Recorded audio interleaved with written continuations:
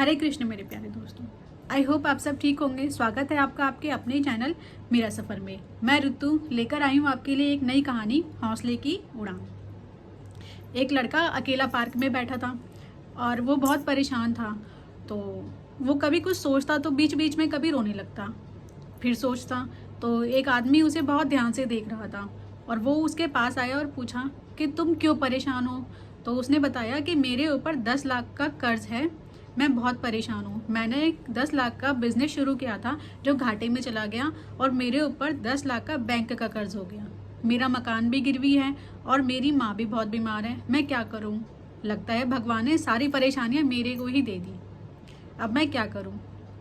तो वो जो आदमी था उसकी बातें बहुत ध्यान से सुन रहा था। तो वो लड़का उस आदमी ने क्या करा, अपने बैग से चेक निकाला और उस लड़के को दिया। लो, मैं तुम्हारी परेशानियां दूर कर देता हूँ। मेरा नाम राजन टाटा है और मैं इस देश के सबसे अमीर आदमी में से एक हूँ।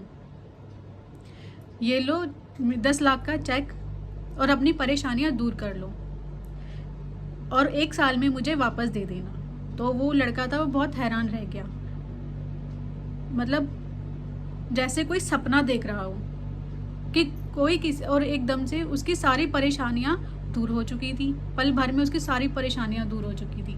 तो उसने सोचा कि कोई किसी अनजान आदमी को इतनी बड़ी रकम कैसे दे सकता है। मतलब वो राजन नाम तो जानता था पर उसे कभी देखा नहीं था। तो उसने सोचा कि अनजान आदमी मुझ पर इतना भरोसा कर सकता है तो मैं खुद पर क्यों नहीं कर सकता।